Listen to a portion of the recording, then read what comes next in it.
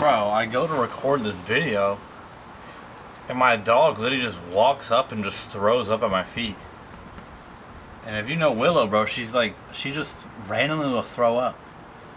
And like last time, like she gets sometimes in bouts, and the last bout was like, oh, she had like hookworm. She had a ton of hookworm, and you know, she got better, but like that was so random. I think maybe when we were on a walk, she might have ate some grass or something like that. Like I don't know what the dude. She literally just walked up and just threw up all over, like at my feet.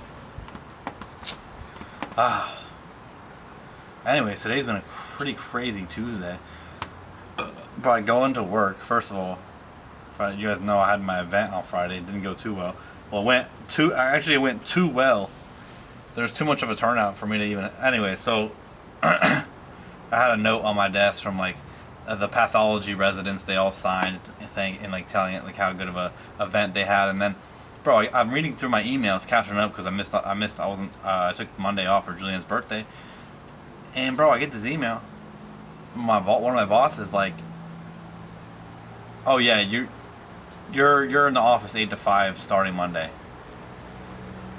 And if you guys don't know, I've been like for the last year I've been working 30 hours in the office, 10 hours at home.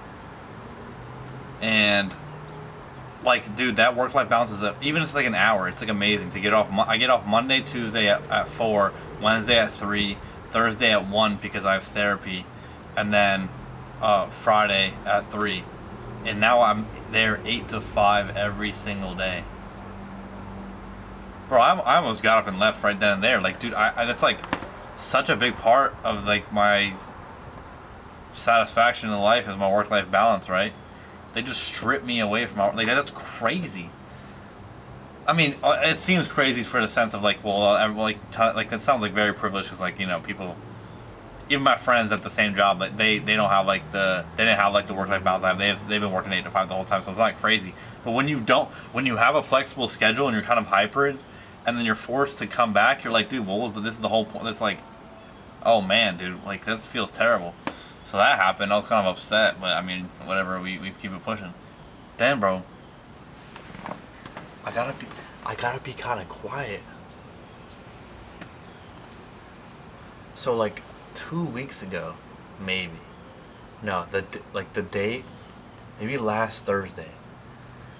I get a mess. I like get home, and there's like 4 cars. Like I live in a complex that it's like townhomes, right? So each building has like 3 units or like four, like upstairs, downstairs, like, and there's 3 or 4 of them, right? In one building, under one building, right? But I don't know how to explain it. Anyways. And everyone has their own spot. You park right out front, and like you have 2 spots. You have a spot for you and a guest, and you park right in front of your house. Bro, I get here on Thursday. There was like the whole row was taken by random cars I've never seen before. My other neighbors, like. So I'm like, there's a neighbor to my left, and then the neighbor to my right has the end unit. So like they have no one next to them, right? Well, these people, whoever moved into this end unit, took all, like, dude, there was like, okay, these houses, they only have 2 rooms, right? So there's like 5 or 6 dudes that moved into this house, and they've been taking up everyone's spot, right? And I haven't been able to park at my apartment, in my condo. I've been having to park like kind of like in the guest parking. Like even today, I was so mad. I was like, because I went grocery shopping and I had to like lug my groceries so far because I like, dude, these people took my shit. I'm like, I'm getting sus because last Thursday when I see these people moving into this house, it was almost like a bunch of people like in rundown cars with like temporary license plates, just like not even moving furniture in, just like moving their personal belongings, like this guy had like his whole bin of socks and he dropped a sock and I picked it up and gave it to him, and they're like trying to like it's mad suspicious. And so I go on Zillow right now, and I'm like, I'm just curious. I want to see if it was sold. I look it up. On Thursday of last week, the listing was removed, and the landlord, has been doing renovations on this property for months.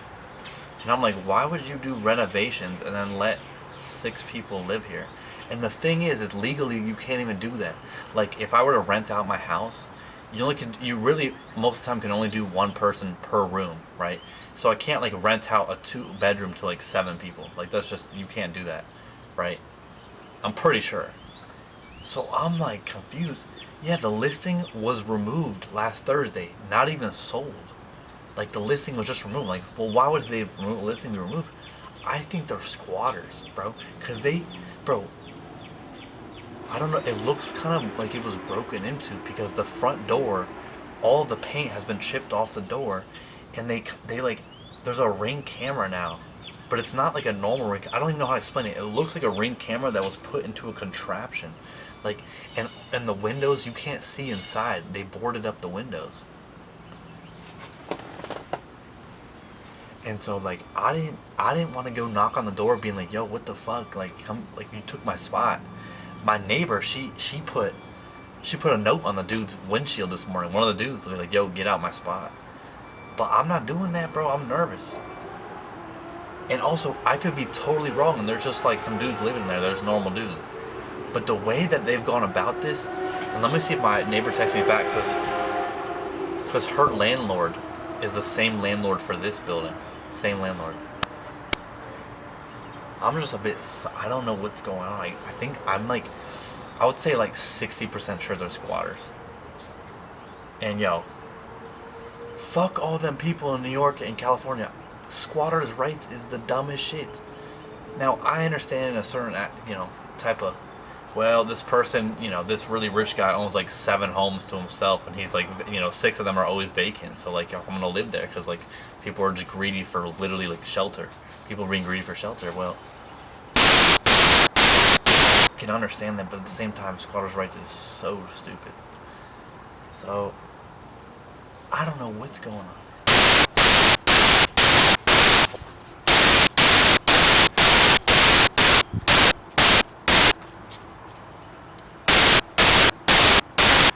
All I'm saying is I'm a little bit on edge. Cause it all randomly, all just banging. Like last night, I just heard banging randomly all night. I don't know. Are they building something? Are they renovating? What's going on?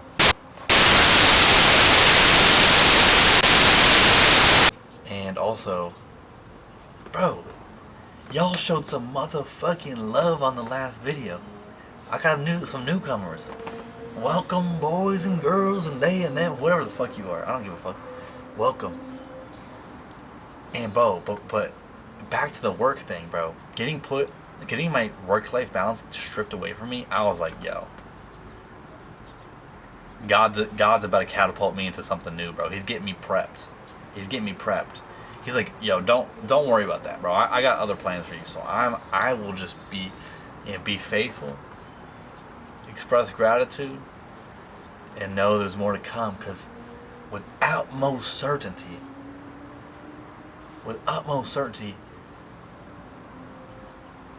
I will be doing YouTube fully in a couple months. Mark my words. By August, I will be doing this shit full time. Mark my fucking words. Cause this shit is not for me. I don't care about climbing the corporate America. I don't care about begging for an extra $10,000. I don't care about being in competition with 100 people for one position that they're gonna underpay you for anyways. Like, bro, the position that I want, that they're gonna list, that like my bosses kind of were like, are you interested in this? Like, I still have to apply. They're like, are you interested in it? Like, that position is at a certain dollar amount that's pretty low, and one of my bosses asked the compensation people if they could increase the raise or increase the the compensation, and the person just replied back like, bro, are you kidding me? If they want more compensation, go get another job. Like, that's the type of shit, right? Like, oh, we don't do like a career development for the sake of career development. Like, what is this? That's not long term. That would make this place fail. And if you guys knew how much money the company I work at made, that guy's an idiot, bro. So all I'm saying is I got so many good ideas, and I'm executing every fucking one of them, bro. Like, I will be doing this full time Okay, let's just say by August, the end of the year, I'll be.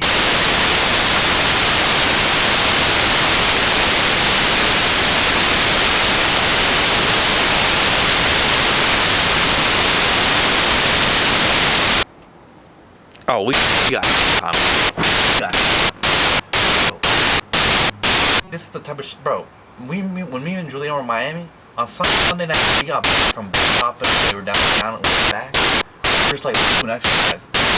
We just together, like we just drew on the same piece of paper but laying like next to each other, and then just like switched every like 10-20 minutes we would just switch, and bro we made some crazy shit. And we were like, oh, this should definitely be like a series, like a couple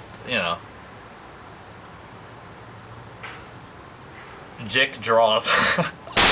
Whatever it is, dude, we just love to do this shit. Dude.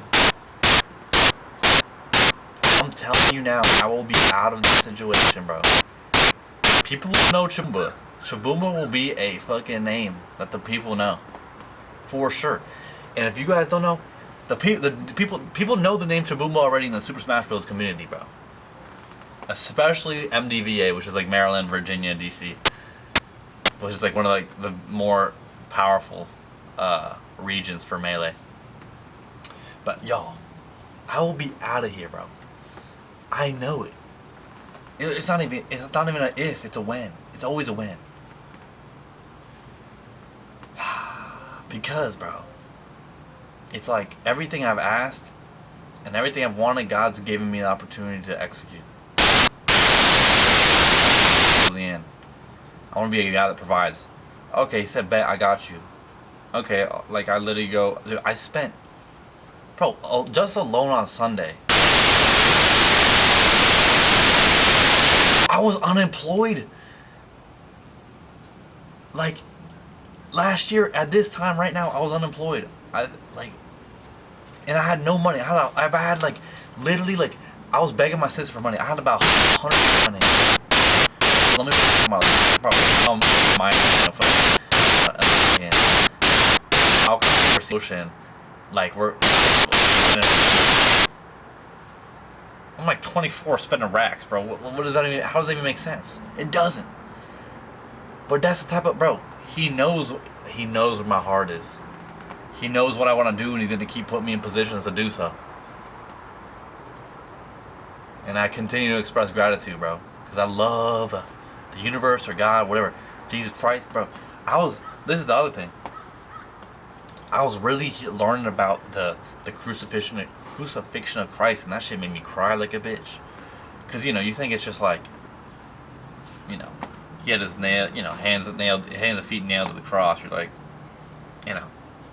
and even in the movies, like he's not bloodied up, like whatever. But like the actual thing, I was listening to it. The actual crucifixion was like, bro, his back was like ripped open. Like his spine was kind of poking out. His guts were like falling out. Like he was just like emaciated, right? And then he carried the fucking cross that's like 100 pounds plus for like a third of a mile while like literally his guts is like, dude, if that guy could, and then on top of that, God turned his back to his only son for a period of time. Jesus, bro, he was literally living physically in hell and spiritually. He was awake. God was no longer cast his light on him, bro. For that small period of time, he understood hell. And if he could, bro, if he felt that, and he endured that, and he became a martyr that we're all like, this is the fucking GOAT, then anyone could do anything. Like, seriously, like, if he can endure that, we can endure anything, bro. We can endure anything. And we can perform in any way. So anyways, y'all, I'm just hype. I'm hype. I'm kind of whispering stuff because I'm nervous about these people, man. I'm nervous about these guys. But anyways, y'all, I think I'm out. I'm going to go eat. I'm starving. Guys, girls, gays, they, them, Zer, anyone, everyone, and anyone, any all.